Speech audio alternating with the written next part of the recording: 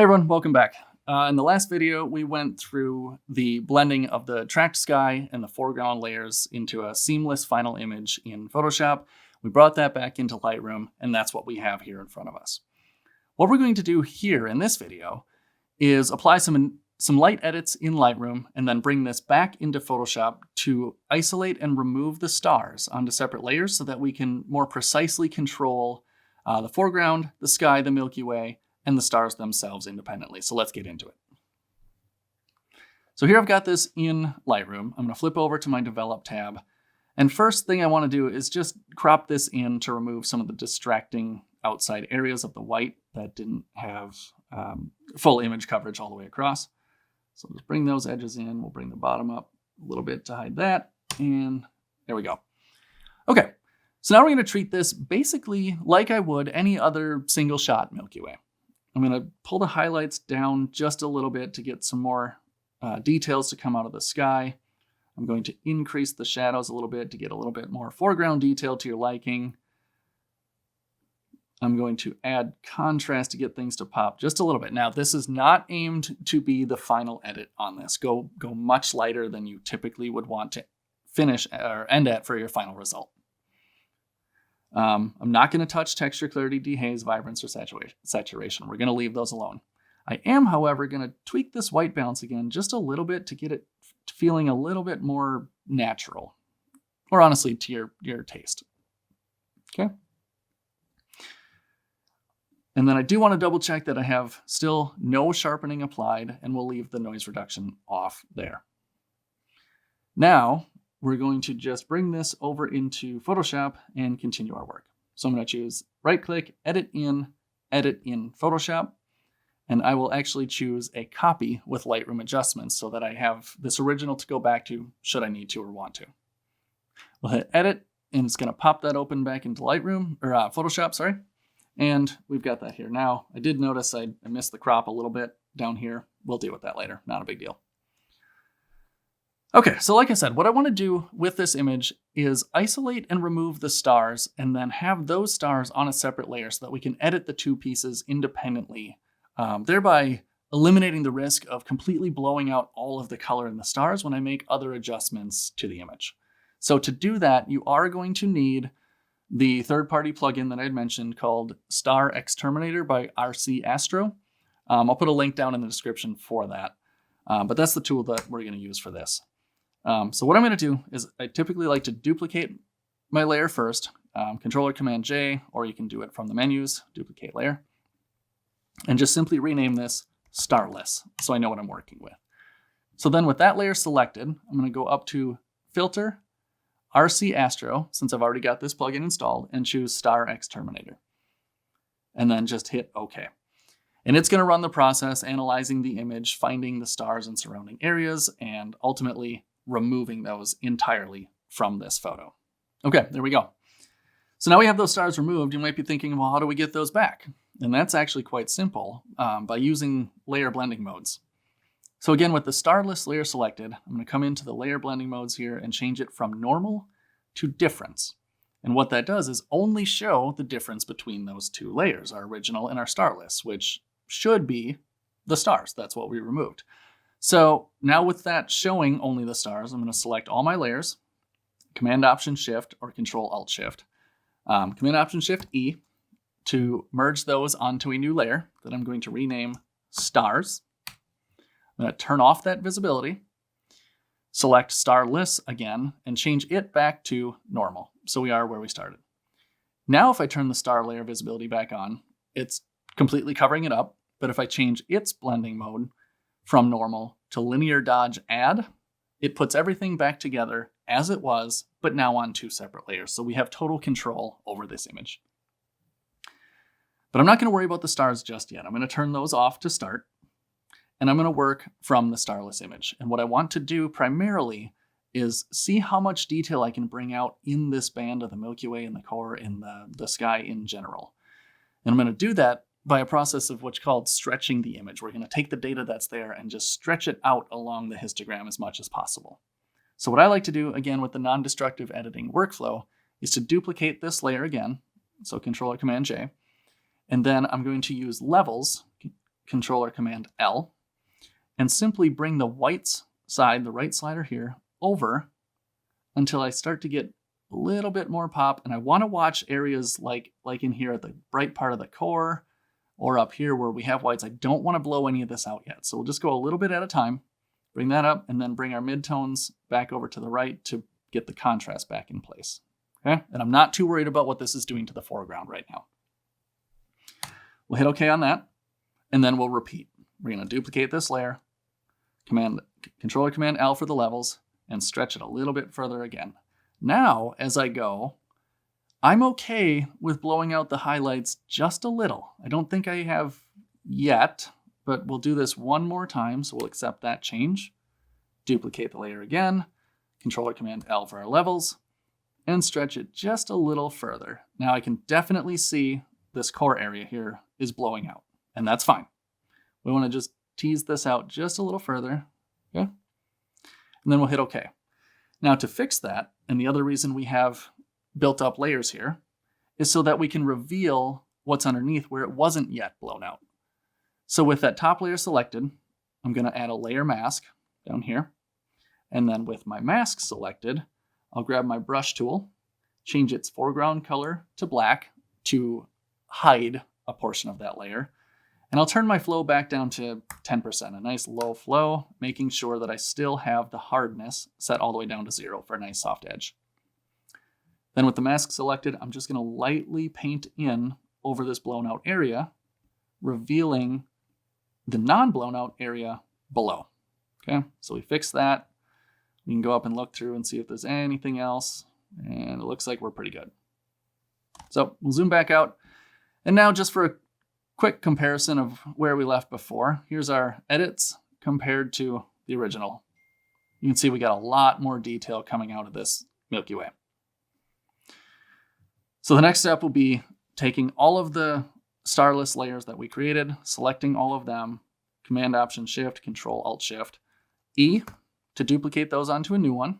And then I'm going to turn off the visibility on all of those edited layers just so I know what I'm working with. Okay? And then finally, I need to fix this terrible foreground because we've edited that far too much. So there, all I'm going to do is again apply a layer mask to it. Oop, double click that. Layer mask to it, and then similarly, using my brush tool, I'm going to just brush in along this horizon line to clean that up a little. And you can be a little sloppy with this, and you're not really going to notice the issues. But we'll reveal that below. Then we need to just fully reveal everything below that horizon line. So I'll switch my flow back from 10 up to 100% and just paint in that mask to fully reveal the unaffected foreground layer below.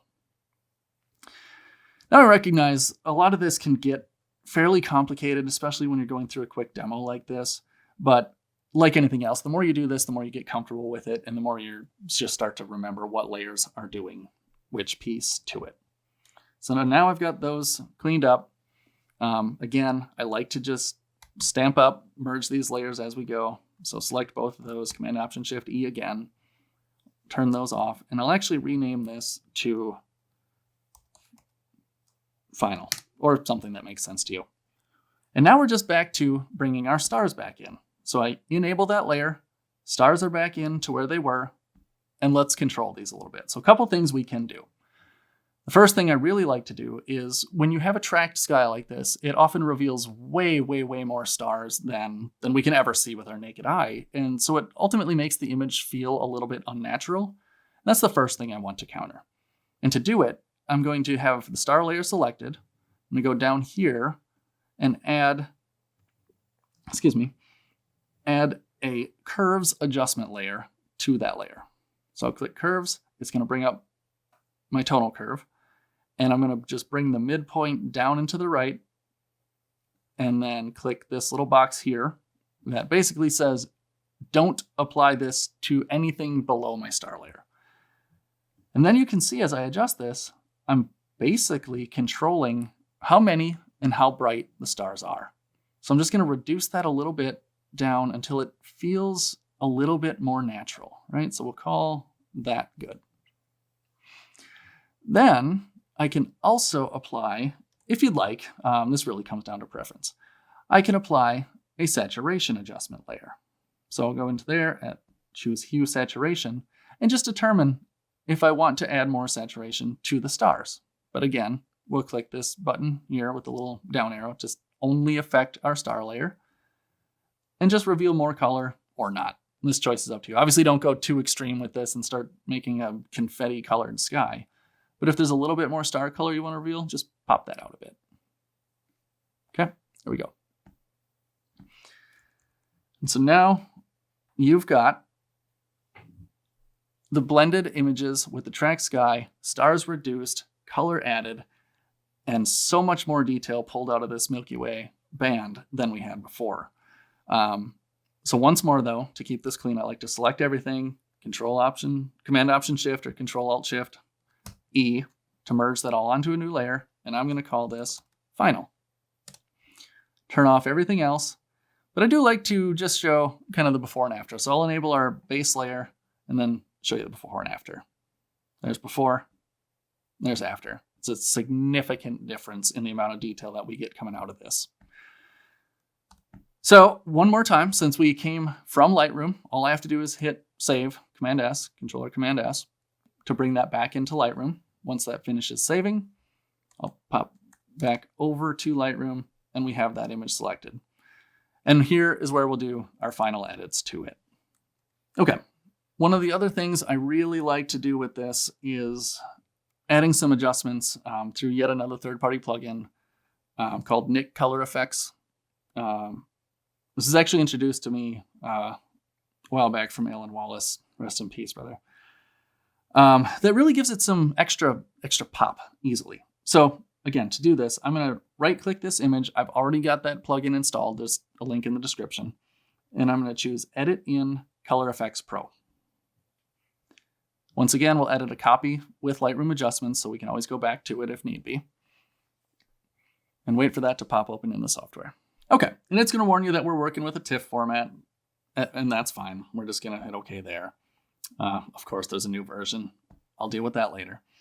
And when you first open this up, you're going to have a whole host of effects that can be applied to this. Now, I don't want this to be a detailed tutorial on how to use color effects specifically. I'm just going to demonstrate the pieces that are necessary in this video. But there's a select amount of these, or a select portion of these that we're going to use for this that I've already set as favorites so that I can just filter by favorites and have those come up. Those are going to include, and I actually believe this is in Alan's book, which everyone should pick up a copy of, the color contrast range, dark and light and center, glamour glow, graduated neutral density, pro contrast, skylight filter, and maybe tonal contrast if we like. But let me show you the workflow. So what I like to do is first utilize pro contrast. So I hit the plus to add that. It adds this effect over here. And the only thing I want from this is the correction of color cast. You can see it just really aims to even out the color of the image overall in case there's any slight differences between your foreground and sky. And with all of these, subtlety is key. So I'm just going to put that up to 5 to 10% somewhere in there, just to balance that out. Okay. Next thing I'm going to do is add a graduated ND, neutral density. So we'll hit the plus there. And what this is going to do is just blend the top of the sky down with a little bit of a darkening effect. So I can move this vertical shift and you can see where that's applied. And I typically like to line that up so the bottom of this effect lines up with roughly the horizon line. And then this upper tonality, I'll actually reduce that down to say minus 15, 10 to 15, somewhere in there. Okay. Next up will be a darken, lighten center. And this is essentially going to apply a custom vignette to your image. Now, in this case, the center is actually pretty accurate. But if you want to move that, you just click this place center button here. And then click on the image where you want the center of the effect to be. And then simply change this border luminosity, which is your vignette, to your liking. I'll just bring that down a little bit. And then the center luminosity, it defaults to 25%. I like to pull that back just a little bit so I don't blow anything out. Okay. Then the big one, contrast color range, we'll add that to our effect. Now in this older version, this is version 5, if you're using that, there was a known bug in it where I have to bring the brightness all the way up and then back to 0 for it to not overdo things. So I'll do that.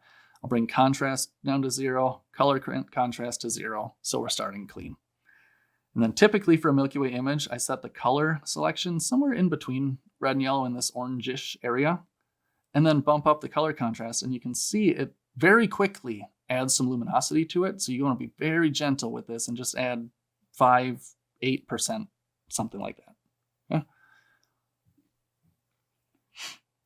Then we're going to add, this is one of my favorites actually, is the skylight filter. So we're going to add it and adjust its strength. Now you don't want to go crazy and turn this into a nice purple image, but again, just somewhere between 0 and 8%, 9 or 10, something like that. Just to add a little bit of a color pop, okay? And then finally, the glamour glow and tonal contrast. If you'd like, I will add the glamour glow to this one just to show you. We'll pull it back to 0. We'll set the saturation to 0 also, so we have a start. And then you can see this glow just kind of gives it a little bit of that ethereal Orton effect look to it. If you like that, use it. If not, skip it. But it's also nice to change the overall warmth or coolness of the image here with this effect. So I'm going to cool this off a little bit to counter the red warmness that came from the skylight filter. And then finally, the tonal contrast. If you want to use this, it's a really intense effect, so be very gentle. But like the rest of these, I'll set everything back to 0. And then just adjust. You can control the contrast of highlights, midtones, and shadows independently. So if you want to make the highlights pop a little bit, which in this case we probably don't because we stretched the image far enough, but the midtones and shadows can be useful to get a little bit more detail in things, but be very, very gentle. You can see how garish it becomes quickly. So just a couple points on there, and then shadows. I usually wouldn't touch this, but you can if you'd like. Okay. We'll call that good. Then I just hit apply down on the bottom here. It's going to process that, save the image, and then we'll bring it back to Lightroom as our edited version. So again, we've got the after and the before. Small effects, but make kind of a big difference in the overall appearance of the image. And then we're just going to go ahead and do the final finishing pieces that I would typically do in Lightroom. By just, again, tweaking the highlights a little bit, pull that down, maybe add a little bit more contrast to this. I might change the tint of this so it's not quite as pink now. Maybe try to cool it off a little.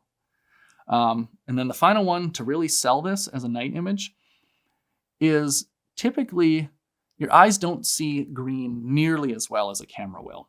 So I want to account for that. And going into the color mixer section here, and under saturation, I'm going to target the greens and desaturate that a little bit. But I'm also going to go into the hue on the greens and bring that a little closer to yellow, just to dull that back a little bit and make it a little more true to life. And the other thing I see here is that the shadows, I'm actually seeing too much detail for my liking. So I'm going to dull those back a little bit to make it feel a lot more like night. I'm not going to be able to see nearly that much on a moonless evening. Okay. And then finally, I'm going to just add one more custom vignette to it by going to my masks here, adding a radial gradient mask. I'm going to click and hold and draw that out from roughly the center to about here. And then right-click this mask and choose invert so that I'm really only selecting the outer edges of this to add my vignette. Now to add that, a lot of people will just decrease the exposure right away, and I don't recommend this because exposure affects all values of the image, from black all the way up to white. In other words, if you decrease exposure, you decrease the brightness of your stars. Instead, I'm actually going to add contrast, which will leave my stars alone and affect everything else beyond the brightest points. You could also reduce highlights a little if you want to tweak that a little bit further. And then if the contrast isn't doing exactly what you want, we'll go a little bit gentle, and then using this amount slider, overall we can affect how much of that adjustment is being applied to the image. There we go. So there you have it. That's pretty much the complete workflow from taking separate tracked images of the sky, long exposures of the foreground, blending those together using different tools, bringing them into Photoshop, isolating the stars, adjusting and stretching the image, putting it all back together, and putting some final edits on it. Now, it seems fairly simple when you do this, and it is when you do it 1,000 times over. So I encourage you to go out, shoot this, try these things, practice with this, and see if you can't take your images to the next level. If you got questions on any of this, please do leave them in the comments. I'm happy to get back to you all. If you found this video and this series helpful, like, subscribe if you haven't already, and we'll see you next time. Bye.